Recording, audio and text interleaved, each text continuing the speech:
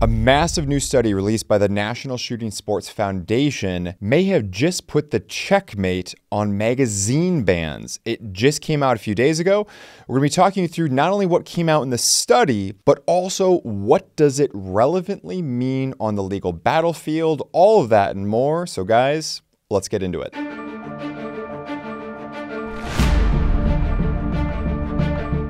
So on Friday, April 12th, 2024, the NSSF, otherwise known as the National Shooting Sports Foundation, released a major study that I assure you is going to be powering the National Association for Gun Rights lawsuit, where they are fighting and pushing back in Colorado in a lawsuit called Gates v. Polis against what many say are, of course, unconstitutional mag bans. We're talking about banning so-called high capacity, in other words, normal capacity magazines. And we see different laws and regulations come out of different states, but we're particularly focused on, of course, the most common version that we see of this, anything that holds greater than 10 rounds. So 11 and up tends to be getting banned and targeted, although again, certain states actually go lower than that. So what does this study say? How does this all fit together? So what the NSSF did is they went back and they looked through all the production statistics by surveying different manufacturers, because they're literally about the only organization that can do that, about what their magazine production and sale was to the commercial market. Commercial market, that's English for you and me. So we're not talking about military, we're not talking about Department of Defense, we're not talking about law enforcement, we're not talking about anything else. How many magazines and what types of magazines entered the commercial civilian market in that span of time, 1990 to 2021? They found that there were 963 million magazines that were produced and entered into the civilian market between 1990 and 2021. Of the 963 million, 717 million were found to have a capacity of 11 rounds or more. That's about 74%. 74%. Now, the consumer market totals for rifle magazines, to be specific, let's take a look at rifle versus handgun. So for rifle magazines that have 30 plus rounds, we're talking over 413 million 30 plus round rifle magazines. That's, by the way, over 30 times the amount available in 10 rounds and less for rifle magazines, which stands at about 13 million. Nearly 46% of the magazines estimated as part of this study are rifle magazines with 30 plus round magazine capacity. The percentage of detachable magazines at 11 plus rounds stands at about 55% total when we're talking about pistol magazines. So 55% of pistol magazines, we're talking 11 plus rounds. Keep in mind, there are many pistols, as we all know, that just simply, they're only 5 rounds, 6 rounds, 8 rounds. Think about all your 1911s, for instance. So these statistics are actually skewed lower, because I would be interested to know what percentage of, for instance, Glock 19 or Glock 17 or Glock 22 magazines are actually low capacity versus normal capacity. But maybe another study another time. It's also relevant to know that not every manufacturer participated in this study, meaning we know that these numbers are on the low end. A couple more statistics to throw at you. About 29% of magazines were actually sold with the gun. So if you go to the store, you buy a firearm, it comes with a couple magazines, that's what we're talking about. 29% of the overall magazines entered the market by way of coming with the firearm at time of retail sale. Now this averages about 2.1 mags per handgun and about 1.8 mags per rifle. Now, of course, for those of you doing your math at home or riding your lawnmower, you know that that means that 71% of magazines were then purchased on the aftermarket. So the vast majority of magazines are coming from the aftermarket as opposed to coming free with the gun at time of sale. Pardon this brief interruption. If you could, all the YouTube things, don't forget to hit that like button. If you just caught us while browsing through, we do all sorts of content like this and a lot of other useful things too related to the Second Amendment. Don't forget to hit that subscribe button to make sure you don't miss any of that other content coming out. And of course, in the discussion field, which can be a very fun place, in other words, the comment section, I'm interested to hear what you think. Where is this all going to go? Are courts going to ignore this? Are legislatures going to ignore this? Or will this study put the common use issue to rest? I look forward to joining that discussion. Now back to the video. Now, let's look at a couple more statistics here.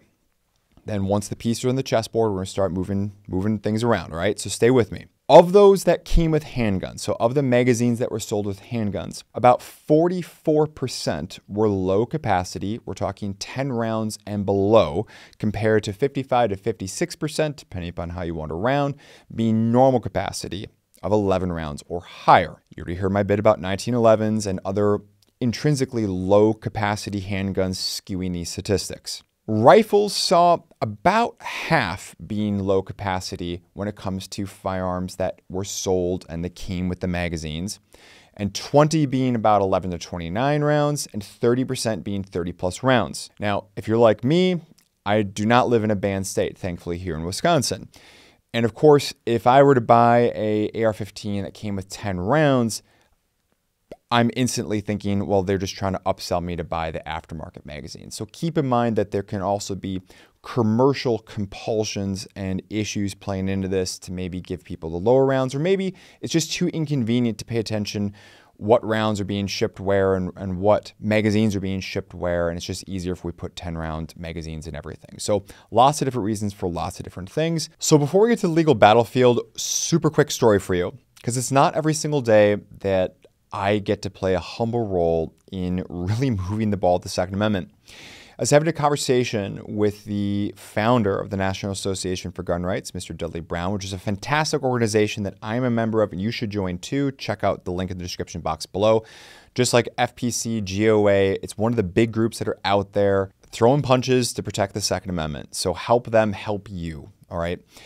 So I was having a conversation with Dudley Bruen, the founder of National Association for Gun Rights. And this was back in, I think, January, early January, maybe December. It was before SHOT Show. And we were talking about one of the lawsuits that his group was involved in. And I happened to make this offhanded suggestion of, boy, you know, it would be great, Dudley, if we could get some sort of number about the common use of magazines that are out there. Specifically, of course, to differentiate so-called high capacity, in other words, normal capacity, from the neutered low capacity. And he kind of thought about it.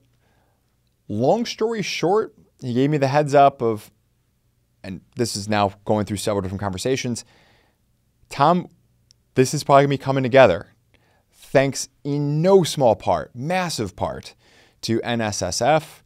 Tom, we should be getting this together by March as help of our lawsuit. And then they're going to share this out there, of course, to make sure that everybody can get the news. So it's very rewarding for me to see what was just kind of an offhanded suggestion in a phone call, thanks to fantastic groups and fantastic people like the National Association for Gun Rights, the NSSF, National Shooting Sports Foundation, and of course, Dudley Bruen and the many other individuals that are too many to list here, and able to turn that conversation into a major study that will hopefully save magazines. So that was pretty cool. A little bit of a backstory about how this all happened and how I was able to play my, I assure you, very small part in getting that out there. So guys, if you like stuff like that, keep in mind by pressing like, subscribing to the channel, commenting below, telling me what you think about everything, you're helping the channel grow and you're helping me talk to fantastic people like Dudley Bruen. And as a result, sometimes great things can happen. Now back to the program.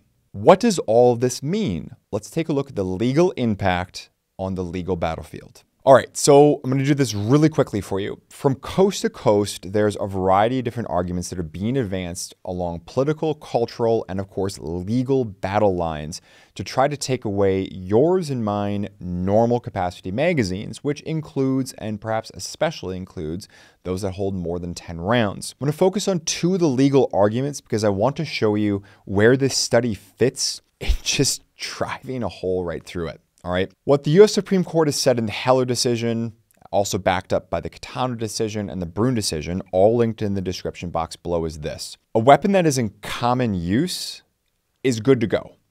Okay, common use weapons are good to go. The Bruen decision on page 2132 did make note of the fact that if you have a weapon, presumably, that represents a dramatic technological change, their words, not mine, a dramatic technological change, then maybe this requires a, quote, more nuanced approach. All right, so we got the common use, then we've got this dramatic technological change equals more nuanced approach, and of course you know what happened next. The anti-gun people said, oh, well, anything that wasn't in existence at 1789, namely when the Second Amendment was drafted, that is going to equate to automatic dramatic technological change, which basically means every semi-automatic firearm, or for those of you who are CNN viewers, we're talking full semi-automatic firearm. Heck, actually all revolvers for that matter. Basically anything that isn't, I think rifles were coming into existence at that point, but we're talking black powder weaponry, which, by the way, while very popular today, I'm not sure would necessarily qualify as common use, at least not compared to smokeless semi-automatics, bolt actions, and so forth that we have today. The U.S. Supreme Court basically said, look, just because something wasn't in existence at 1789, number one, doesn't mean it's not covered. The U.S. Supreme Court very explicitly said that that line of reasoning defies their decision in Heller, and they went on to say that it borders on the frivolous as part of their Caetano decision, the argument that, quote, only those arms in existence in the 18th century are protected by the Second Amendment, end quote. No, so that doesn't work. And of course, we know that in the Bruen decision, the Bruen court specifically went out of their way to say that basically revolvers and semi-automatic handguns are absolutely in common use. So we also see, even though it happened in shorthand, the fact that, hey, Bruen has blessed the concept of semi-automatics into place, which means we're not talking about what existed in 1789, we're talking about what's in common use today. It also, by doing so, basically said, look, as a result, just because it exists today doesn't automatically mean it represents some sort of dramatic technological change. We're really focused on common use. So the anti-gunners tried to basically reverse the relationship between the common use test and the dramatic technological change. So they tried to say anything that wasn't in 1789 is dramatic technological change, and therefore common use no longer applies.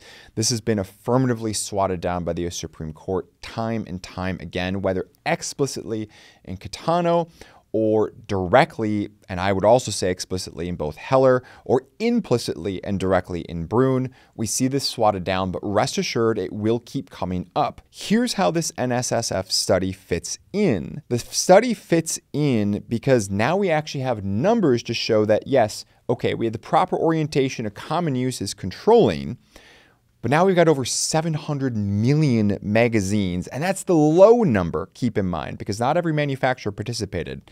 We have over 700 million magazines with greater than 10 rounds that are absolutely in common use in the civilian market. Boom.